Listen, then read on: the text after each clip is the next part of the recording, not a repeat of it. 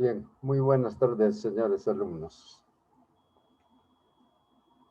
Vamos a dialogar en esta clase sobre la propiedad predial.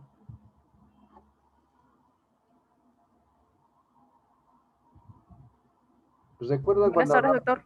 Buenas tardes, ¿cómo estamos? ¿Recuerdan cuando hablamos de las clases de bienes por su naturaleza? Decíamos muebles e inmuebles, ¿verdad?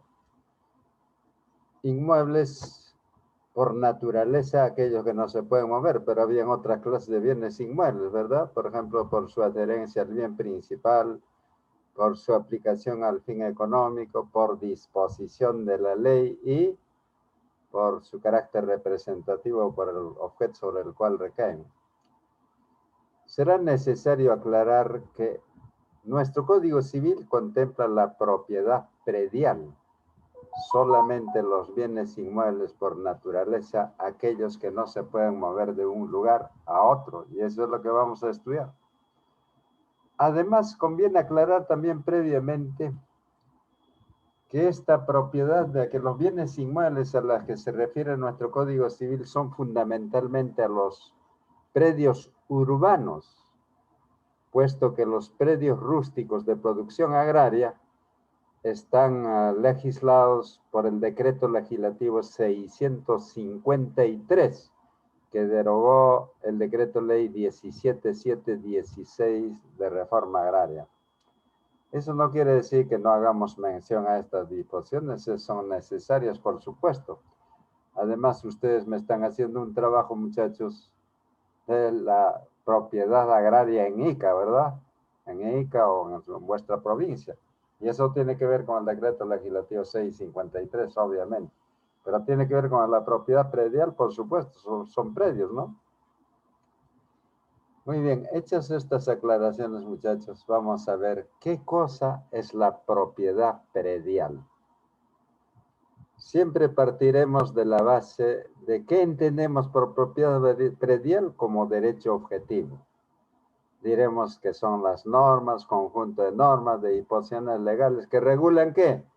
Que regulan cómo se adquiere la propiedad de predios, cuáles son las atribuciones, facultades que le otorga ese derecho, esa propiedad de predios, cuáles son las limitaciones y restricciones que sufre el propietario en el ejercicio de su derecho de propiedad y finalmente cómo se extingue la propiedad predial, ¿no?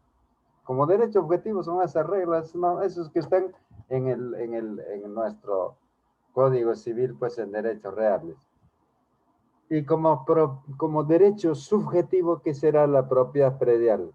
Poder, facultad, señorío que el hombre tiene sobre qué? Sobre predios, pues. ¿Para qué? Para satisfacer sus necesidades. Nuestro Código Civil define la propiedad en su artículo 923, como ya hemos dicho, ¿no? Es el poder jurídico que permite a su titular conjugar los 4 verbos: usar, disfrutar, disponer y reivindicar. Debe ejercerse en armonía con el interés social. En armonía con el interés social. Eso no nos cansamos en decir, muchachos, un buen saludo a la bandera. Por Dios, ojalá el legislativo desarrollara qué se entiende por armonía con el interés social.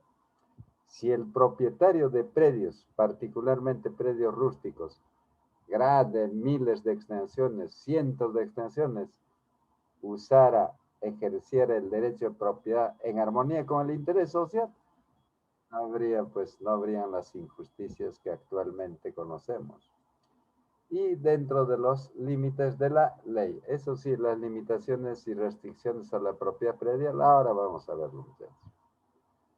Muy bien, entonces, ¿qué cosa es propiedad predial? Como derecho objetivo, conjunto de normas, conjunto de articulados, regulan cómo se adquiere la propiedad de un predio, cuáles son las facultades y atribuciones que le otorga ese derecho de propiedad, cuáles son las limitaciones y restricciones en el ejercicio de la propiedad predial y también las formas o los modos como se extingue la propiedad sobre un predio. Como derecho subjetivo, poder, facultad, señorío que el hombre ejerce sobre predios, pues, para satisfacer sus necesidades. Debe ejercerse en armonía con el interés social y dentro de los límites de la ley. Muy bien. Ya con la noción que tenemos sobre lo que es la propiedad predial, tanto como derecho objetivo como derecho subjetivo, ahora vamos a abordar la extensión de la propiedad predial, muchachos. Supongamos que usted es propietario del predio rústico donde está o del predio urbano donde está escuchando esta clase. Tiene 100 metros, 200 metros, no sé. La extensión predial quiere decir hasta dónde usted es propietario hacia el subsuelo, hacia debajo de la tierra, y hasta dónde es propietario hacia el sobresuelo. De eso se trata, ¿no? La extensión de la propiedad predial. Y eso está regulado en el artículo 954 de nuestro Código Civil. Escuchen, a ver. Este artículo 954 dice, la propiedad del predio se extiende al subsuelo y el sobresuelo, comprendidos dentro de los planos verticales del perímetro superficial y hasta donde sea útil al propietario el ejercicio de su derecho. La propiedad del subsuelo no comprende los recursos naturales, los yacimientos y restos arqueológicos, ni otros bienes regidos por leyes especiales. Bueno, pues, entonces primero analizaremos a ver hasta dónde se extiende la propiedad del predio. Si usted es propietario de un lote de 200 metros o 100 metros, hasta dónde es propietario del subsuelo y hasta dónde hacia el sobresuelo.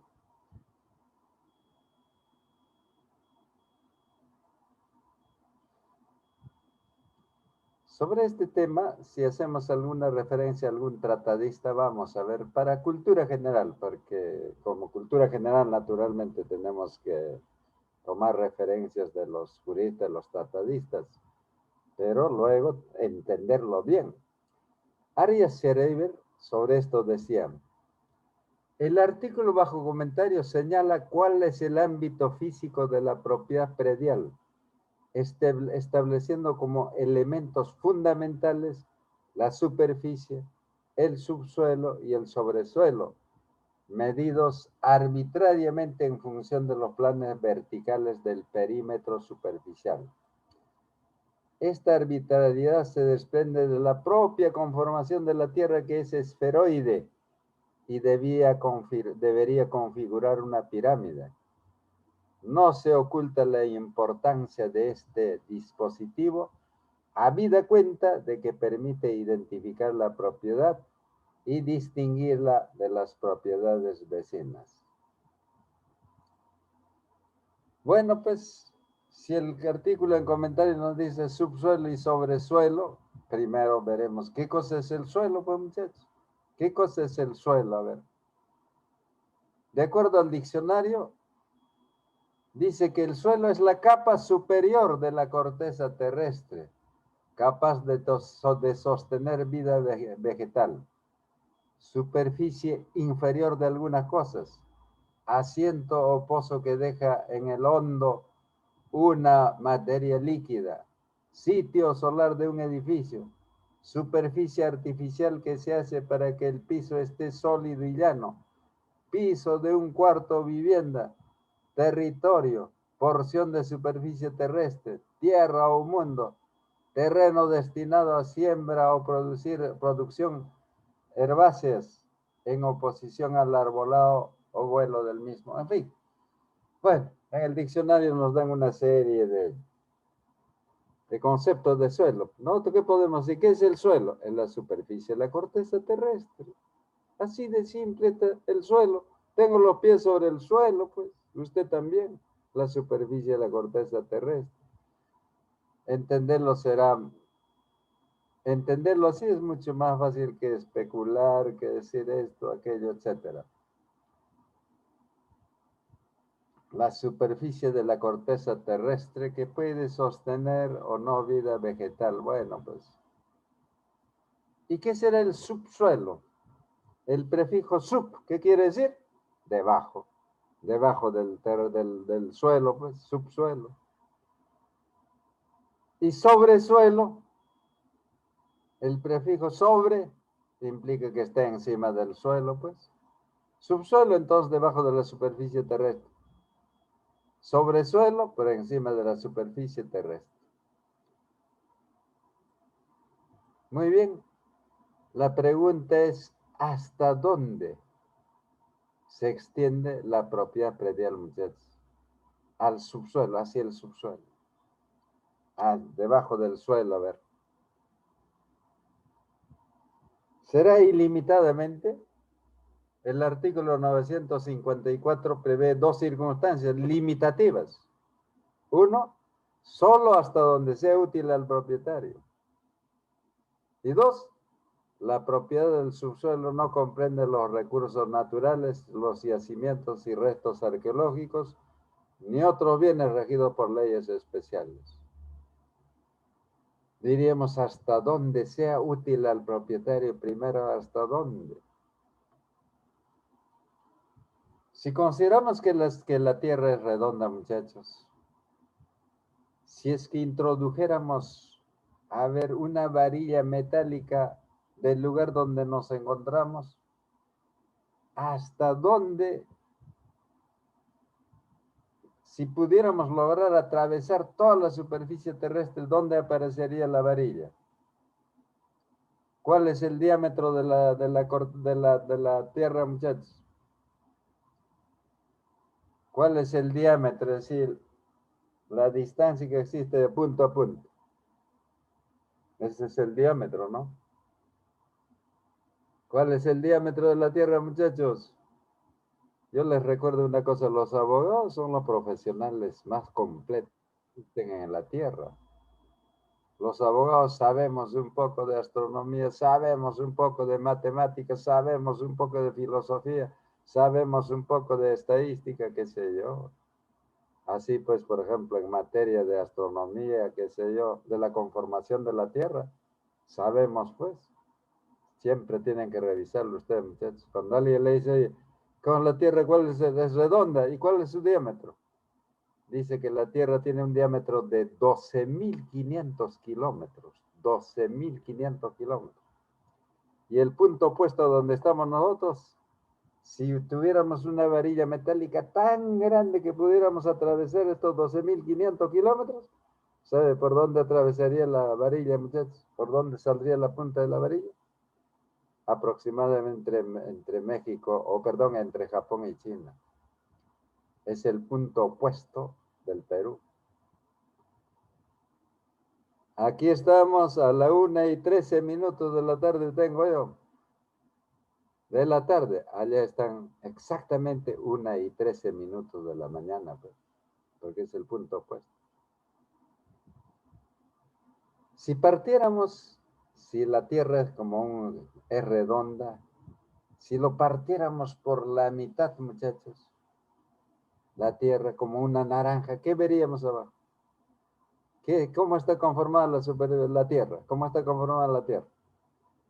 De acuerdo a lo que nos dicen los estudiosos, los de astronomía, qué sé yo, dicen, primero está la superficie terrestre, pues donde está agua, tierra, roca, todo esto, la parte sólida. Más abajo, ¿qué será? El manto o magma, que sería un líquido que está pues a una temperatura aproximada de 1000 grados centígrados. Es el magma, que con los volcanes revienta eso y eso es lo que expulsan los volcanes. Más abajo estará el núcleo a la temperatura del Sol. ¿Sabían ustedes, muchachos, ahora están diciendo de que debajo de la Tierra habrían valles, habrían mares, habría vida? Debajo del lago Titicaca han descubierto ciudades que están en investigación. Veremos qué pasa más adelante. Pero sin alejarnos de nuestro tema, entonces cuando yo le diga, ¿hasta dónde alcanza la propiedad? Si usted es propietario de 100 metros cuadrados, 200 metros cuadrados de terreno, ¿hasta dónde es propietario es el subsuelo? Hasta donde sea útil al propietario, hasta donde me sea útil, profesor. Claro que sí. Útil podrá ser 100 metros, 200 metros, no sé, pues. No hay ningún código civil del mundo que le diga 200, 300, 500 metros, no hay, hasta donde sea útil al propietario. Muy bien, pero, hay que decir, si es que no se presenta la otra circunstancia, por ejemplo, recursos naturales. ¿Qué tal si usted en el predio que tiene de 100 metros, 200 metros, usted quiere construir un edificio de 30 pisos y con 10 edificios que están en el sótano, 10 pisos de sótano, y usted a los 10 metros, por Dios, encuentra agua? Usted dirá, qué suertudo, suertuda soy, tengo agua propia. No, señor, se acabó su derecho de propiedad hacia el subsuelo, porque esa es propiedad del Estado. Y si encuentro, profesor, vetas de oro, de plata, de lo que sea, tampoco, pues, esa es propiedad del Estado. Si no encuentra agua, ni minerales, ni gas, ni petróleo, nada, hasta donde sea útil al propietario. Ahora, hasta donde sea útil, supone, pues, que depende de la tecnología que utilice, pues, la tecnología. ¿Quién me dice, muchachos, a ver cuál es el edificio más alto del mundo? ¿Dónde está construido el edificio más alto del mundo? A ver. Dicen que está construido por allá por Medio Oriente. ¿Y saben qué altura tendría? Tendría casi 925 metros de altura. Por Dios, casi 1 kilómetro. Hacia el subsuelo, ¿cuánto tendrá eso? Por lo menos 300, 200, 300 metros, pues no, hacia el subsuelo, porque si no, se caería ese edificio. En fin. Muy bien, entonces ya sabemos que hacia el subsuelo, debajo del suelo, ¿hasta dónde se extiende su derecho de propiedad? Hasta donde sea útil al propietario, siempre y cuando que no aparezcan los recursos naturales, agua, gas, minerales, restos paleontológicos o arqueológicos, por ejemplo, por Dios. Si no aparece eso, y si aparece eso, profesor, esa es propiedad del Estado, ahí acabó su derecho de propiedad. Ahí acabó su derecho de propiedad. Muy bien. Y así el Profesor, sobresuelo, ¿hasta dónde se extiende el sobresuelo? Hasta donde le sea útil al propietario. Los romanos decían, hacia el subsuelo hasta el infierno. Y hacia el sobresuelo decían, hasta el cielo. En nuestro caso, diremos hasta donde sea útil al propietario y hasta donde le permita la tecnología. ¿Puede haber alguna circunstancia que no le permitan construir más allá? Que le diga acá no. En el aire no va usted a encontrar agua, no va a encontrar minerales, nada, pues, por Dios. Pero podrá haber alguna circunstancia en que al propietario le diga, usted no puede construir más allá, un piso más allá. Claro que sí, muchachos. Claro que sí. Ahí vamos a ver las limitaciones y restricciones. Pero adelantando alguna idea, ¿por qué en la Plaza de Armas no hay edificios de 20, 30 pisos? Porque hay una ley que no le permite al propietario construir eso.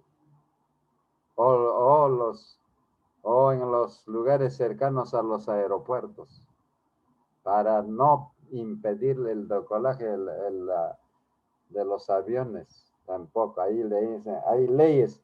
¿Usted propietario? Sí, muy bien, no puede construir más pisos. Ya vamos a ver eso en las limitaciones y restricciones. Entonces, hasta donde sea útil al propietario y mientras no haya normas que le limiten el derecho de extender más allá de lo que la propia norma lo dispone.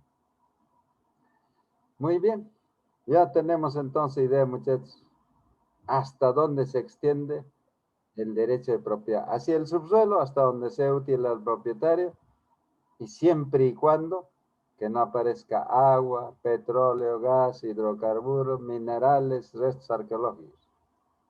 Y si aparece, profesor, ahí se terminó su derecho de propiedad. Ahí se terminó su derecho de propiedad hacia el subsuelo. Y hacia el sobresuelo, bueno, hasta donde le sea útil al propietario y hasta donde la tecnología le permita. Siempre y cuando que no haya una ley que le diga esto no puede usted construir. como en el caso de los llamados centros históricos de la ciudad y los aeropuertos. Puede desdoblarse la propiedad del suelo, del subsuelo y del sobresuelo. En otras palabras, muchachos, puede haber un propietario de la superficie terrestre del suelo, otro propietario del subsuelo y otro propietario del sobresuelo. En otras palabras, si usted es propietario de esos 100 metros cuadrados de terreno, ¿puede vender usted a otra persona el subsuelo en línea vertical o el sobresuelo? Claro que sí, es totalmente factible ese desdoblamiento del derecho de propiedad, tanto al suelo como al subsuelo como al sobresuelo. Ese está establecido expresamente en el artículo 955 que dice: el subsuelo o el sobresuelo pueden pertenecer total o parcialmente a propietario distinto que el dueño del suelo. Así que el dueño del suelo puede venderlo todo su subsuelo o parcialmente una parte. El sobresuelo igual, acá se conoce como los aires. Está en venta los aires. Todo o una parte nomás de los aires, o todo también puede venderlo, pues. Entonces ese desdoblamiento está permitido por el artículo 955. Ahora vamos pasando, muchachos, a las formas de adquisición de la propiedad predial, la transmisión de la propiedad predial. Antes de ingresar a los modos, formas de adquisición propiamente, vamos a hablar de la transmisión de la propiedad predial. ¿Cómo se transmite la propiedad predial?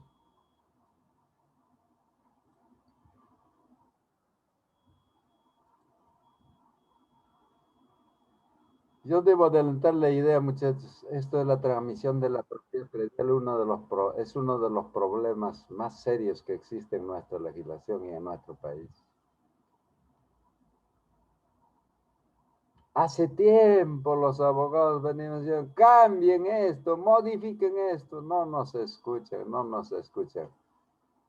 Yo era decano del Colegio de Abogados de Huánuco, Pasco y Ucayali en el año de 1984-85. Tuvimos un congreso de abogados en Trujillo, congreso de decanos, y ahí hablábamos de este tema. Y decíamos: modifiquen ese artículo 949 del Código Civil. ¿Qué cosa dice de la transmisión de la propiedad predial el artículo 949? Miren lo que dice, muchachos. La sola obligación de tener un inmueble determinado hace al acreedor propietario de él, salvo disposición legal o pacto en contrario. No será la redacción más feliz, pero más o menos eso. La sola obligación de enajenar un inmueble determinado por parte del propietario hace al adquirente, al comprador propietario de ese inmueble, salvo disposición legal o diferente o pacto en contrario. En otras palabras, muchachos, al amparo de esta norma, ustedes en este momento podrían vender su casa a su compañero. Oye, te vendo mi casa. Ya, pues, te voy dando 500, ya es dueño, pues, ya es dueño. No exige ninguna otra cosa. Este artículo está basado en un principio consensualista o el sistema consensualista francés. Basta el consentimiento para adquirir la propiedad de predios. Y recuerdan ustedes cuando hablábamos de la transmisión de la propiedad de bienes muebles. En la transmisión de la propiedad de bienes muebles no basta el consentimiento, muchachos. ¿Qué cosa tenía que pasar? Tenía que haber tradición, hemos dicho. El vendedor tiene que entregar la posesión del bien mueble al comprador, si no, no hay transmisión de propiedad de muebles. En muebles así que a veces tienen un costo mínimo, en cambio, para transmitir la propiedad de predios, basta el consentimiento. Aquí no dice que el vendedor debe entregar la posesión, nada. Por Dios, este es lo que, esta forma de transmisión de la propiedad de predios, de bienes inmuebles, predios, acarrea 1000 problemas. En materia civil, por ejemplo, juicios de mejor derecho de propiedad. ¿Por qué? Porque el propietario lo puede vender a 2 o 3 personas. Y cuando los 2 o 3 son propiedad, oye, yo soy dueño, yo también he comprado, yo también he comprado. Juicio, pues, mejor derecho de propiedad, por Dios. El juez a quién le va a dar la razón. La norma dice, cuando se debate o se, se procesa esa pretensión de mejor derecho de propiedad, el que va a ganar el juicio es el que tiene su derecho inscrito en registros públicos. Y si los dos no tienen inscrito su derecho en registro, pues, el que tiene el contrato de compraventa de fecha más antigua. En materia penal, esta norma permite que se cometan los delitos de estafa en su modalidad de estelionato. Es decir, un vendedor puede vender a 2 o 3 tranquilamente, cometiendo delito de estelionato, estafa en su modalidad de estelionato. Por eso, desde aquella vez venimos diciendo los abogados, muchachos, cambien eso, señor. En otros países no se permite esto, particularmente en Europa, ya está en Chile. ¿Sabe por qué? Porque ahí se obliga que la transferencia de predios se realice por escritura pública e inscrita en registros públicos, señor. La inscripción registral es constitutiva del derecho de propiedad predial. Si alguien dice, soy propietario en esos países, a ver, ¿en qué ficha registral está su derecho de propiedad? No tengo, usted no es propietario, señor. Solo en el Perú puede ocurrir esto y ocurre esto. Por eso venimos diciendo, muchachos, cambien este artículo, modifiquen, hasta ahora nada. Además, por ejemplo, más adelante en el próximo semestre vamos a ver con ustedes la hipoteca. Usted quiere prestarse dinero con hipoteca de su casa. Si usted va al banco y le dice, présteme $20,000, ¿con qué me garantiza? Con hipoteca de mi casa. ¿Usted es propietario? Sí. El banco le dice, a ver, tráigame la ficha registral de inscripción de su título de propiedad en registro. No, yo tengo minuta nada más, o tengo el testamento de mi padre. El banco le dice, señor, no me haga perder tiempo. No hay hipoteca si es que no tiene derecho de propiedad inscrito en registros públicos. Muy bien, pero así está pues legislado, muchachos. Así está legislado. Así que en este país, conforme la transmisión de la propiedad conforme a la norma establecida en el artículo 949, basta el consentimiento. Al amparo de este artículo, usted puede venderlo su casa en este momento, o comprar la casa o el predio de su amigo, pues, porque basta el consentimiento, pues.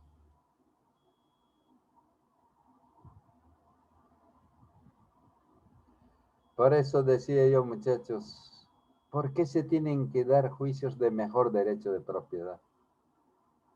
El artículo 1135 del Código Civil dice, miren ustedes, cuando el bien es inmueble y concurren diversos acreedores, en vez de acreedores, más bien, digamos, diversos compradores de buena fe, cuyo título ha sido primeramente inscrito o en defecto de inscripción al acreedor cuyo título sea de fecha anterior. Por Dios, este es, pues, cuando se hace mejor derecho de propiedad. A ver, cuando alguien viene, doctor, yo he comprado una casa, ¿y? Esa misma casa había sido vendida a otra persona por el anterior propietario. Lo primero que hacemos, preguntamos, ¿tienes tu título inscrito en registro? No, no tengo, doctor. Solo tengo minuta nada más, pero le he pagado todo el valor. Y el otro que dice haber comprado, ¿tiene título inscrito en el registro? Sí tiene título inscrito. Perdimos el juicio. Ya perdiste el juicio. Porque ahí está lo que dice el código. Cuando el bien es inmueble y concurren diversos acreedores, diversos compradores, a quienes el mismo deudor sea obligado a entregarlo, se prefiere al acreedor, al comprador de buena fe, cuyo título ha sido primeramente inscrito, o en defecto de inscripción, al comprador o acreedor cuyo título sea de fecha anterior. Si él le dice, no, el otro tampoco no ha inscrito su título. Oye, ¿quién ha comprado primero, tú o el otro? Yo. Ganamos el juicio. Se prefiere en este último caso el título que conste en documento de fecha cierta más antigua. ¿Tienes tu minuto de comprar? Sí, tengo minuto, autor, aquí. Ante juez de paz hemos hecho muy bien, vamos a ganar el juicio. Por esa razón, jóvenes, porque la transmisión de la propiedad predial en nuestra legislación se opera por el simple consentimiento, basado en el sistema consensualista francés. Ahora sí, vamos a ver los modos o formas de adquisición de la propiedad predial. ¿Cómo podemos convertirnos en propietarios de predios? De las dos formas o modos que hemos hablado, pues muchachos. Uno, un modo originario, forma originaria. ¿Qué quiere decir? Que accedemos a la propiedad de un predio sin que nadie nos lo transmita. Y la otra forma o el otro modo, el modo derivativo o por acto jurídico o forma derivativa. Pues, ¿qué quiere decir? Que otro nos transmite el derecho de propiedad de predios. En derechos reales, muchachos, básicamente estudiamos los modos o las formas originarias de adquirir la propiedad de predios, sin que nadie nos lo transmita. La forma derivativa, eso van a estudiarlo ustedes en fuentes de las obligaciones. Derecho de contratos, contrato de compraventa. ¿Cuáles son los deberes, obligaciones, por qué sé yo? Pero no quiere decir eso que no vamos a tocar. Tocaremos un poco para que ustedes ya tengan idea de qué cosa es eso. Vamos a hablar ahora de las formas o modos originarias. ¿Cómo podemos convertirnos en propietarios de bienes, de predios originariamente, sin que nadie nos transmita la propiedad del predio? Originariamente podemos convertirnos solamente propietarios de predios de dos formas o dos maneras. Uno, por accesión, y dos, por prescripción adquisitiva de dominio o usucapión. Para convertirnos en propietario de bienes muebles, originariamente había 4 formas o modos, ¿no? ¿Cuáles eran? Era la apropiación. ¿Qué más? Hallazgo de un tesoro. ¿Qué más? Accesión. ¿Qué más? Prescripción adquisitiva de dominio. No olviden, muchachos, ya saben, ya les digo siempre yo, estamos estudiando, comprendiendo, aprendiendo. No estamos memorizando, por Dios, nunca se acostumbra a memorizar. Tiene que comprenderlo, entenderlo. Para convertirnos en propietarios de predios solo hay 2 modos o formas originarias. Uno por accesión y otro por prescripción adquisitiva de dominio. A ver, ¿cómo podemos convertirnos en propietarios de predios por accesión? Recuerden, para convertirnos en propietarios de predios por accesión, primero tenemos que ser propietarios de un predio principal, pues. De un predio principal, pues. Así como era en bienes muebles, por accesión tiene que usted primero ser propietario de un bien mueble principal. Ya viene lo accesorio, corre la suerte, lo principal, usted va a convertirse en propietario por accesión. Pues en el caso de bienes muebles era un animal, pare una cría. Y en un predio, profesor, ¿puede agrandarse el predio? Claro que sí, puede agrandarse. ¿Puede tener más valor? Claro que sí. Por obra de la naturaleza y por obra del trabajo humano. Y el propietario del predio accederá a la propiedad pues de eso, si se agranda a la parte que le agrande, o la parte que se transforma. Entonces tenemos 2 clases de accesión, pues muchachos, acá. Accesión natural y accesión industrial. La naturaleza puede agrandar, muchachos, un predio. Claro que sí, por Dios. En la accesión natural tenemos el aluvión y la abulsión. ¿Qué cosa es el aluvión y la abulsión? Aquí vamos a encontrar un diferente significado al significado común de la palabra. En otras disciplinas del conocimiento humano, por Dios, en medicina, cuando un médico a mí me da una receta, yo no sé ni qué será, por Dios, no lo entiendo ni la letra, ni lo que dice, nada, pues. Pero si yo lo llevo a la farmacia, señorita, ¿tiene usted estos remedios? La farmacéutica o la empleada, mira, ah, sí, sí hay, sí. Entre ellos se entienden, ¿por qué? Porque es un lenguaje especial, pues. Así, igual en la informática, que Power, no sé qué tantas cosas de informática, por Dios, utilizan un lenguaje especial. En el derecho, normalmente, el derecho no tiene un lenguaje especial, no tiene terminologías especiales. Es la terminología común y corriente que utilizamos. Y algunas veces tenemos este problema, que el derecho utiliza palabras comunes con significados distintos para el derecho. Así, el aluvión. Si usted le pregunta a un ciudadano, ¿qué es aluvión? Desastre natural producido por la lluvia, pues señor, la torrentada ahora se está produciendo aluviones en los ríos. Sí, pues, pero para el derecho no es eso. Es otro significado. Para el derecho, diremos así, es forma de adquirir la propiedad predial por obra de la naturaleza. Por obra de la naturaleza. ¿Y consiste en qué? En que un predio se agranda conforme a lo establecido en el artículo 939 del Código Civil. Miren lo que dicen. Las uniones de tierra y los incrementos que se forman sucesiva e imperceptiblemente en los fondos situados a lo largo de los ríos o torrentes pertenecen al propietario del fondo. Por Dios, ¿cuánto ocurrirán hoy día? ¿Cuánto estarán ocurriendo con la lluvia? Para fines de cultura general, el tratadista Romero Romaña sobre el aluvión decía así: en el acrecentamiento que tienen los fondos por el acarreo que hacen las aguas en forma paulatina de sustancias que se sedimentan. En los ríos de la costa hay épocas de avenidas donde aumenta considerablemente el caudal, que a veces convierte en tierras aprovechables las que no lo eran, determinando que los fondos resulten así ganando extensión.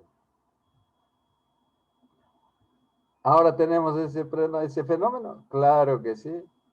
Las aguas comenzaron a crecer y traen tierra, insumos, que se van depositando en las riberas, pues, de los fondos ribereños, pues.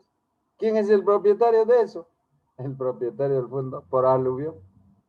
Alguna vez ocurrirá hoy, medio metro ha crecido mi fondo, el agua ha traído sustancias, abonos, insumos, tierra. ¡Qué bien! Los campesinos acá en Ica lo conocen como la yapana, doctor. Ha venido yapana, el agua trae yapana. ¿Y qué cosa es eso, oye? Tierra, pues, de la sierra. Y eso es sustancia, alimento para las plantas. ¿Quién es dueño de eso? El propietario. ¿Por qué? Por aluvión. Entonces, la aluvión significa, muchachos, accesión natural, que consiste en qué? En que las aguas de las avenidas traen todos los años sustancias orgánicas que se van uniendo a los fondos ribereños en forma imperceptible, paulatina, constantemente, todos los años. ¿Quién es el propietario de eso? El propietario del fondo, por aluvión. Y la abulsión, profesor, la abulsión es otra forma de accesión natural. La diferencia entre aluvión y abulsión es que el aluvión es imperceptible, año tras año viene eso. En cambio, la abulsión es un desprendimiento violento de una porción de tierra debido al fenómeno de la naturaleza y la fuerza del río. ¿Ocurre eso? Claro que sí, ocurre.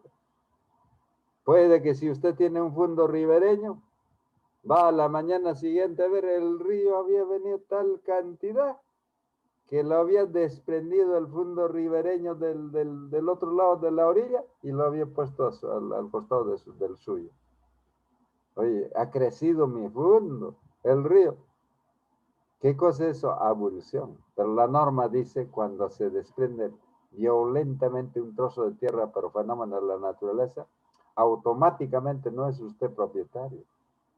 Si esa porción es visible, el propietario originario reclama, eso es mío. Muy bien, y seguirá siendo propietario. Pero si durante 2 años no lo reclama nada y usted se hace posesión, propietario por abolición. Entonces, el aluvión y la abolición, muchachos, son accesiones producidas por la naturaleza, Mientras que la abolición está legislada en el artículo 940 del Código Civil, que dice así, miren, escuchen ustedes, muchachos. Cuando la fuerza del río arranca una porción considerable y reconocible en un campo ribereño y lo lleva al de otro propietario ribereño, el primer propietario puede reclamar su propiedad, debiendo hacerlo dentro de 2 años del acaecimiento. Vencido este plazo, perderá su derecho de propiedad, salvo que el propietario del campo al que se unió la porción arrancada no haya tomado posesión de ella. En la abolición entonces está clara la norma, ¿no? Se produce un arrancamiento de una porción de tierra, identificable. El propietario originario de esa porción no lo pierde, si es que reclama dentro de los 2 años y le dice al propietario del fondo al que se le unió su tierra, este es mío. Pero si no lo hace durante los 2 años y el otro ya tomó posesión, se convierte en propietario por abolición. Miren ustedes, en ambos casos ha crecido el fondo. ¿Por obra de quién? De la naturaleza. Esa es la accesión natural. Y la accesión industrial, por obra del trabajo humano. Decimos accesión industrial cuando el terreno, el predio, por obra del trabajo humano, se convierte en otro de mucho mayor valor, pues se transforma. Así pues, en la accesión industrial pueden ocurrir 3 casos, los 3 siguientes casos. 1, edificación en terreno ajeno. 2, invasión con edificación de terreno ajeno colindante. Y 3, edificación o siembra en terreno propio, pero con materiales, plantas o semillas ajenas. En estos 3 casos siempre habrá trabajo humano. Siempre mete la mano el hombre, si no, no se produciría esto. Por eso se dice accesión industrial. 3 casos de accesión industrial entonces, muchachos. Podría ser materia de examen esto, ¿no? Yo puedo decir, ponga usted un ejemplo de accesión industrial. Me puede usted poner cualquiera de estos casos. 1, edificación en terreno ajeno. 2, invasión con edificación de terreno ajeno colindante. Y 3, edificación o siembra en terreno propio, pero con materiales, plantas o semillas ajenas. Vamos a analizar cada uno de estos casos. A ver, edificación en terreno ajeno.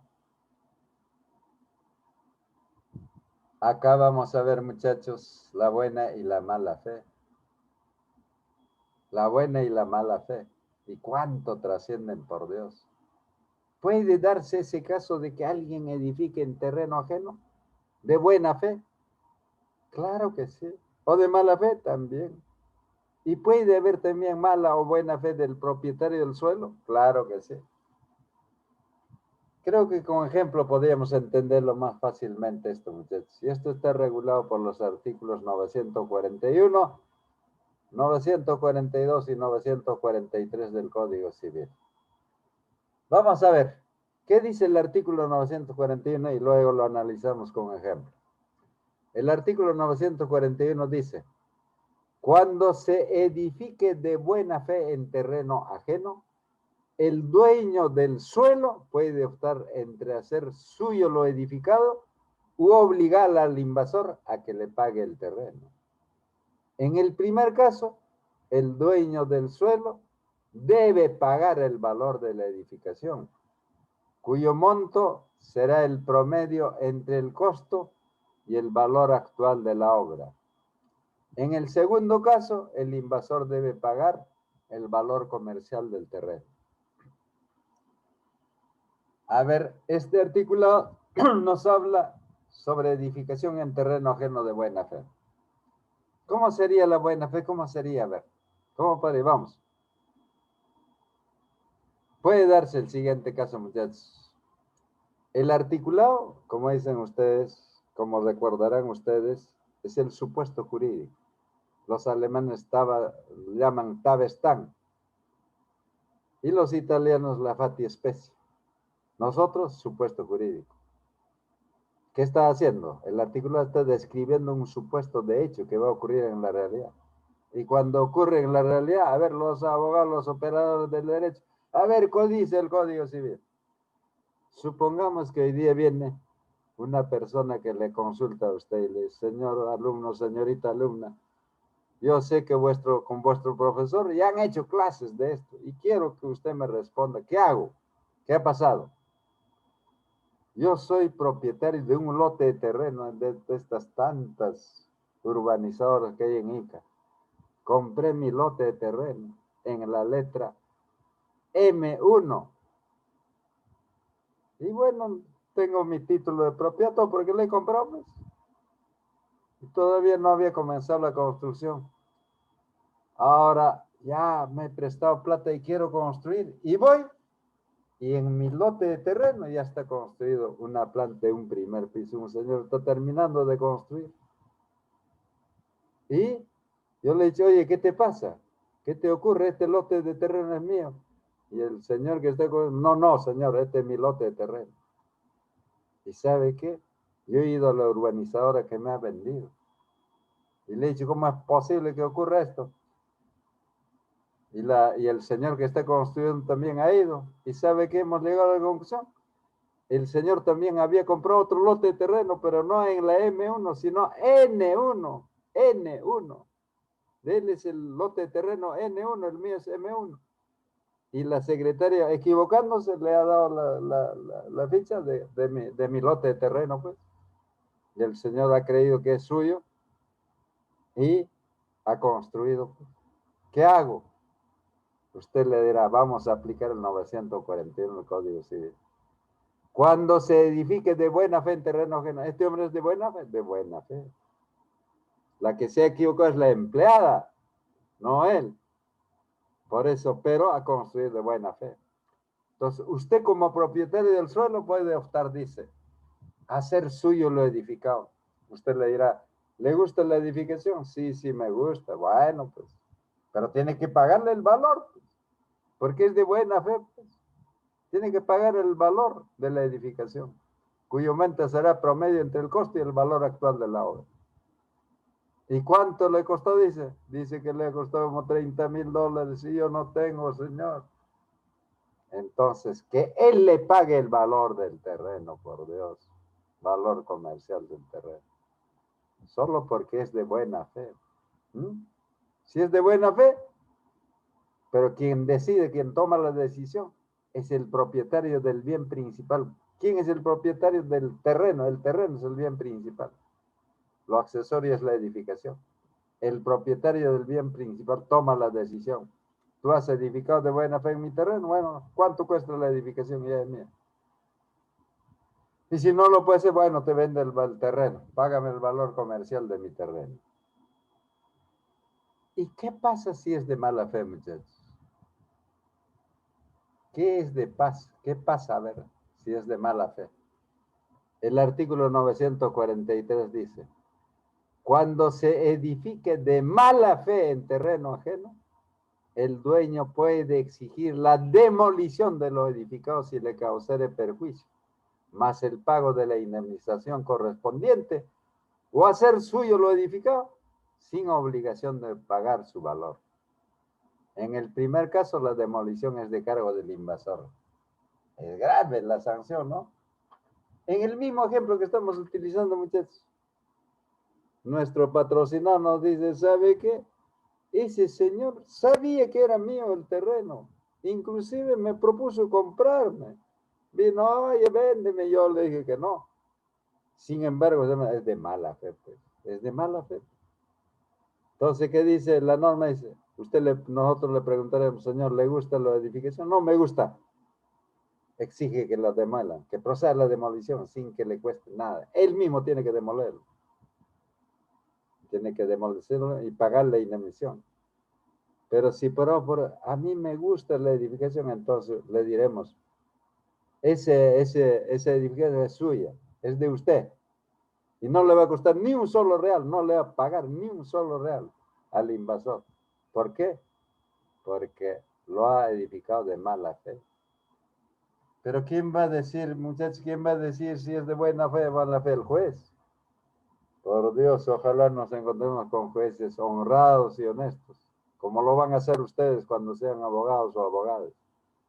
Pero si nos encontramos con un juez como el señor Inostroza, cuya extradición están solicitando de España y seguro va a venir, pues le pagan dinero y la mala fe lo convierten en buena fe.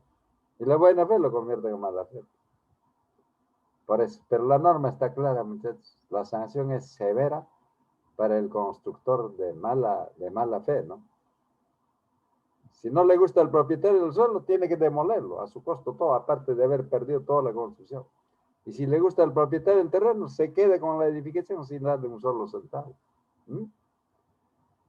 Bueno, eso es la buena fe o la mala fe del constructor.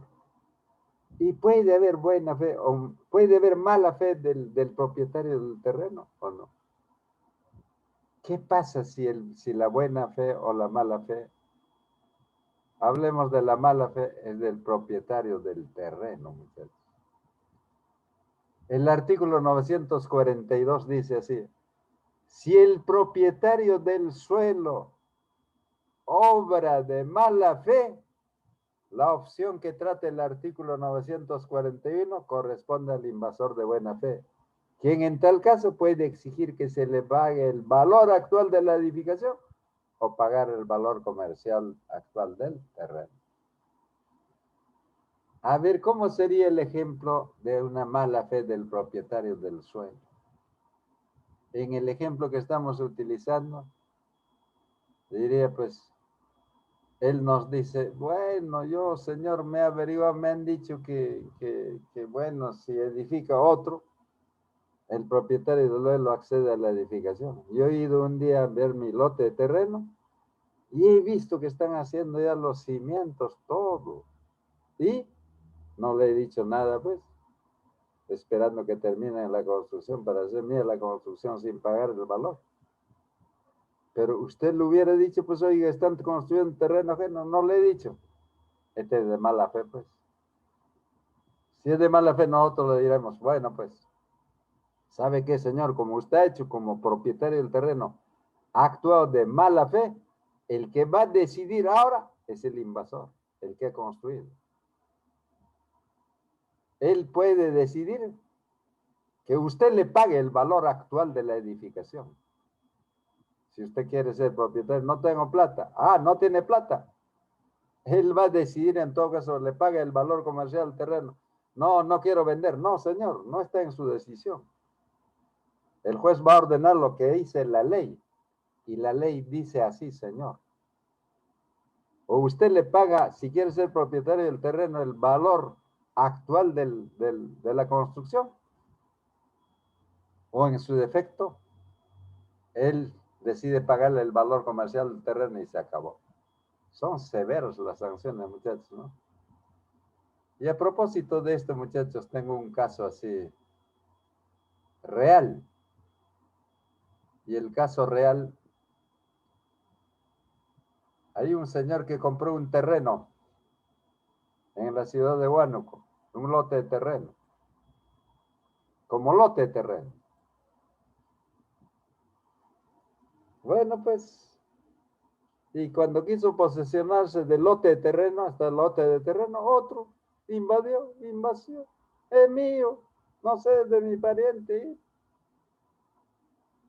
¿El señor qué hizo? Acción de reivindicación. Vamos a ver más adelante qué cosa es la reivindicación, porque es la acción del propietario.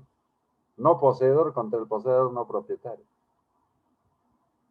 Bueno, pues si la reivindicación lo ganó, pues, porque tenía título de propiedad inscrito en registros, todo. Pero como la reivindicación es un proceso de conocimiento, el juicio duró como 7, 8 años. Mientras tanto, ¿qué hizo el invasor?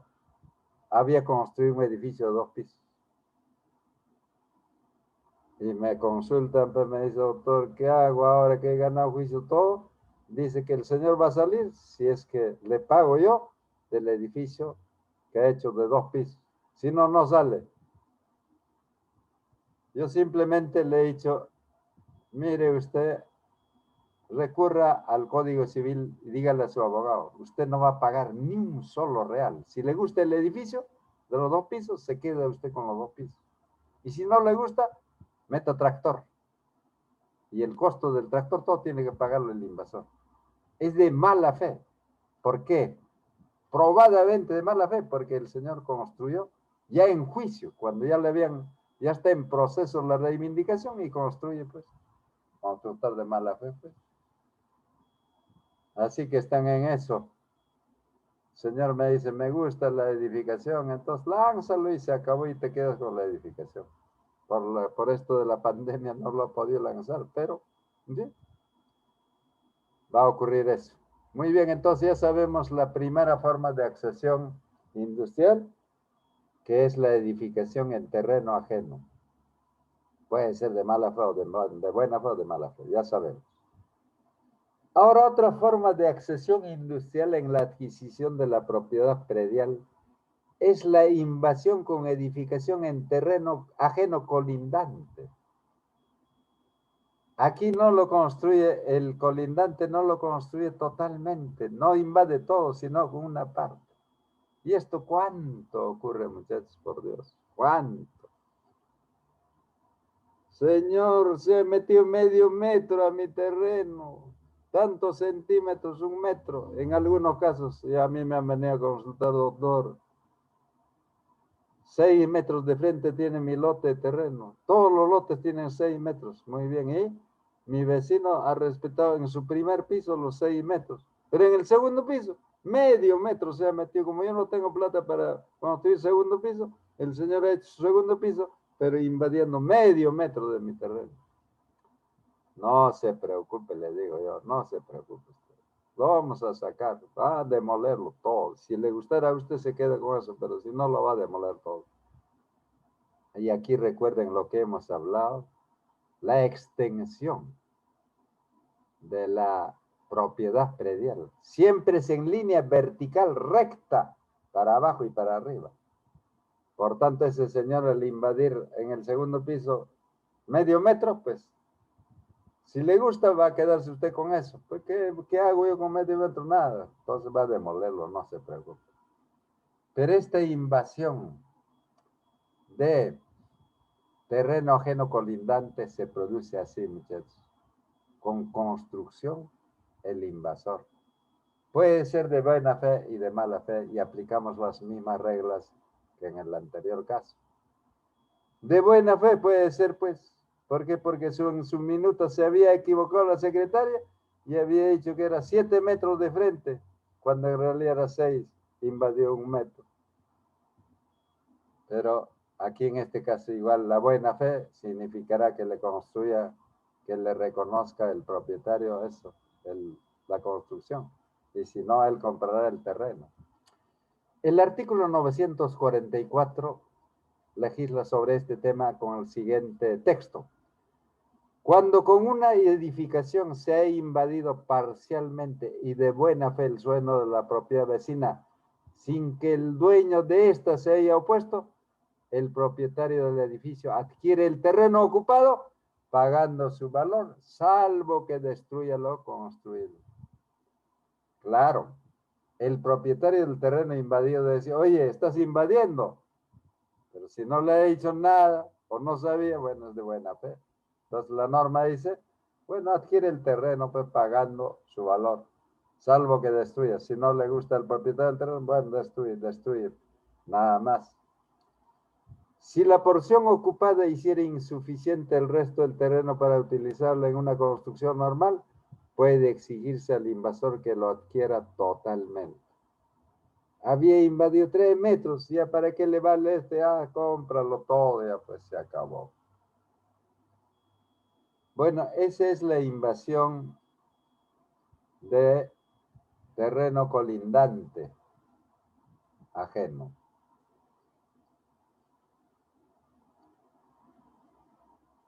¿Y puede haber mala fe? Claro que sí. La mala fe en el artículo 942 dice, cuando la invasión a que se refiere a este artículo haya sido de mala fe, regirá lo dispuesto en el artículo 943. ¿Qué será eso? Si al propietario del terreno le gusta la construcción, se queda con la construcción sin pagarle un solo real, pues, porque lo hizo de mala fe. Y si no le gusta, exige la demolición más indemnización de pagos de daños y perjuicios. Muy bien. Una última accesión industrial se refiere a la edificación o siembra en terreno propio, pero con materiales, plantas o semillas ajenas. ¿Puede ocurrir eso? Puede ocurrir. ¿Interviene la mala fe y la buena fe? Claro que sí, muchachos, y se aplican las mismas reglas.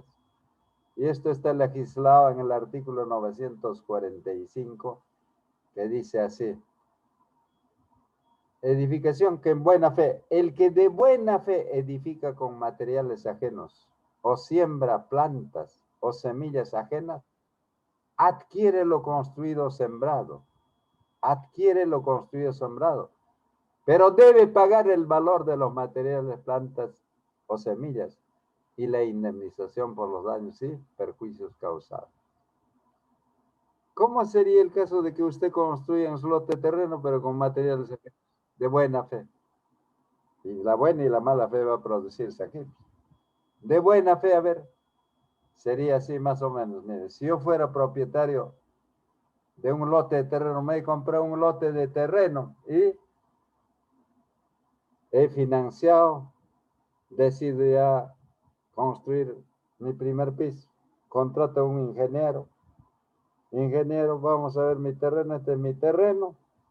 Ya tengo el financiamiento, así que usted va a construir. Y el ingeniero me da toda la lista de materiales. Compre esto. Muy bien. Voy al establecimiento comercial donde expiden cemento, fierro, ladrillos, todo lo que me da para el ingeniero. Muy bien. Le digo, ingeniero, hacemos un contrato de obra. Claro, hacemos un contrato. Me dice, ¿cuándo comenzamos a construir un lote de terreno? Mire, yo he ido al establecimiento comercial el martes, dice que a las 10 de la mañana están todos los materiales de construcción, ya pagué todo. Así que, ingeniero, le ruego que el martes comience, por favor, pueden robar. El ingeniero me dice, no se preocupe, doctor, el martes estoy con mi gente, con mis obreros, con todo. Muy bien. El martes a las 9 de la mañana va el ingeniero, a las 10 comenzaron a llegar todos los materiales y él pues comienza a construir todo. El miércoles temprano va el vecino del terreno colindante, el propietario del terreno colindante, y dice que le hace un lío al ingeniero, y el ingeniero viene y me dice, doctor, su vecino me está diciendo que los materiales no son suyos, no son de usted, sino es de él. ¿Cómo es eso? No, ingeniero, los materiales son míos. Yo he comprado, ustedes que todo pagado todo, y ayer descargaron todo. No, pero no obstante, yo voy a preguntar a ver el establecimiento comercial, a ver la ferretería tal, señor, voy, señorita, señor, ayer compré la semana pasada todo este material, ustedes ayer llevaron todos mis materiales a mi terreno, ¿verdad? Y el empleado, disculpe usted, doctor, se malogró el carro, recién estamos llevando en este momento. Pero por Dios, si los materiales que había eran del vecino, pues, estaban en el lindero, pues. Construcción de buena fe, no, de buena fe se demuestra con el pago, con todo. Aquí, ¿qué pasa? Simplemente pasará lo siguiente. Pagaremos el valor de la construcción. El vecino, disculpe usted, mire, hubo esto. Tenga usted todo el material, ya ahí está todo y se acabó. Se acabó porque es de buena fe. ¿Y qué pasa si es de mala fe, muchachos?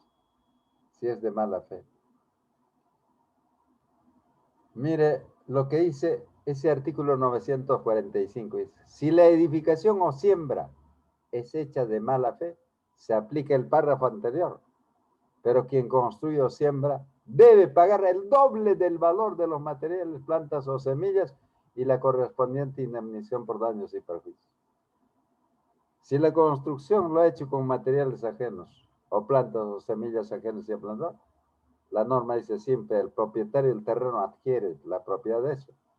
Pero la sanción, pagando el doble del valor de los materiales, plantas o semillas, más la indemnización de daños y perjuicios.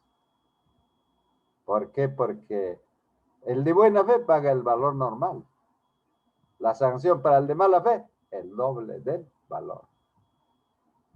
Muy bien, pues muchachos, esas son las formas de accesión industrial. Entonces, la accesión natural por obra de la naturaleza, aluvión y evolución. El terreno crece por obra de la naturaleza. Accesión industrial, el terreno crece o se convierte en otro, se transforma, pero por obra de trabajo humano.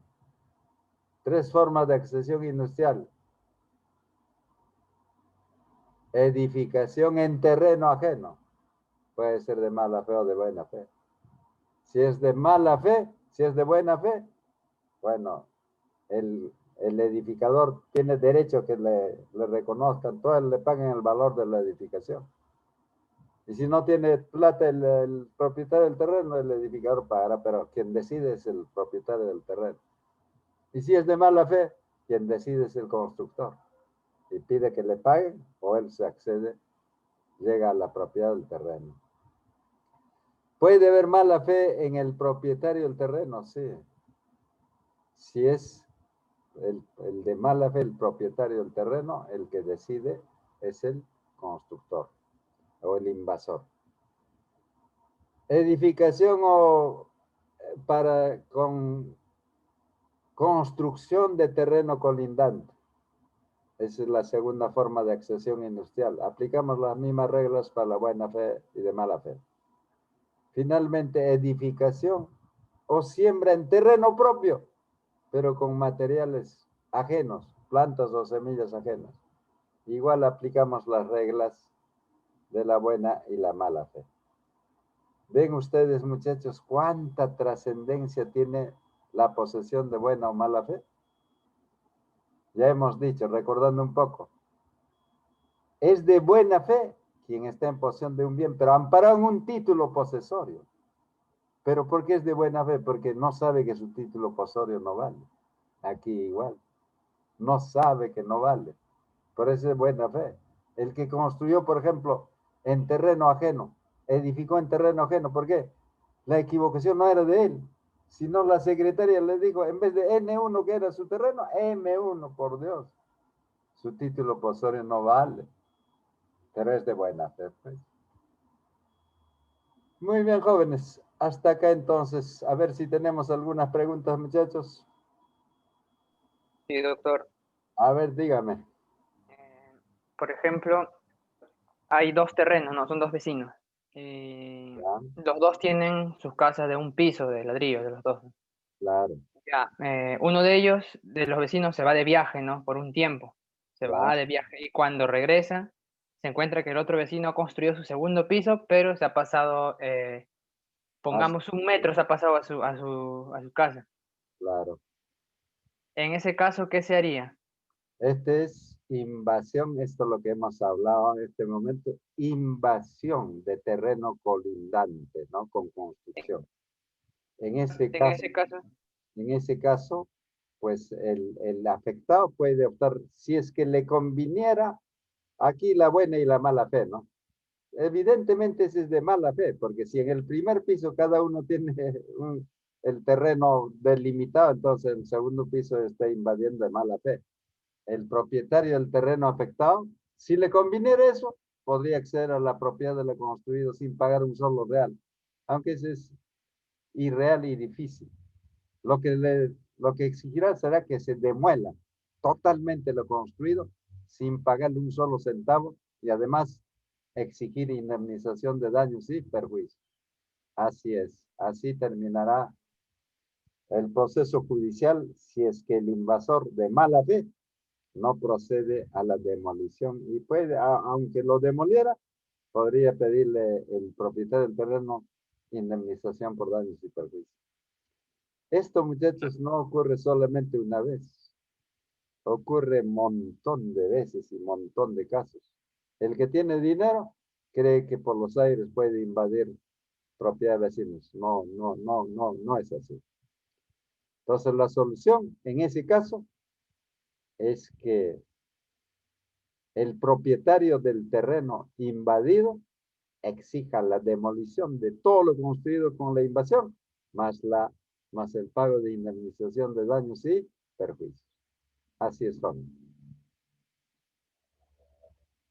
¿Alguna otra pregunta o consulta, muchachos?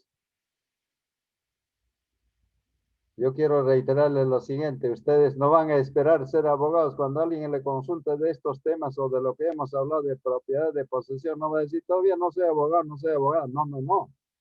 Saber hacer significa que lo que hemos aprendido ya estamos en capacidad de asesorar y resolver problemas.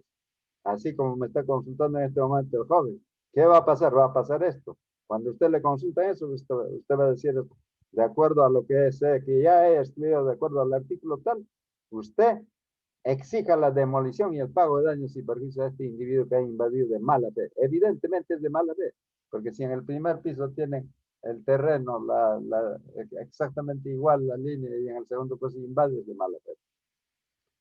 Doctor, Sí, ¿existe un plazo de tiempo para poder reclamar eso? sí, naturalmente. Antes de que se venzan los plazos de prescripción, 5 y 10 años, porque si, por ejemplo, en 5 o 10 años el propietario del terreno afectado no ha reclamado nada, el otro por prescripción adquiere. Así es. Ahora, justamente en la próxima clase vamos a hablar la prescripción adquisitiva de predios. Ahí están los plazos, 5 y 10 años.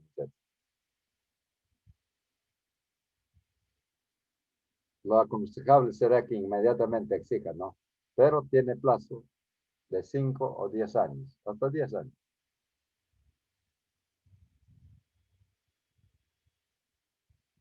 Muy bien.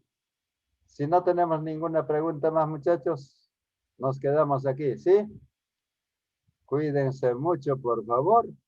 Y la próxima semana estamos en nuestras clases, muchachos, hablando de la prescripción adquisitiva de predios. Es importantísimo ese tema, por supuesto.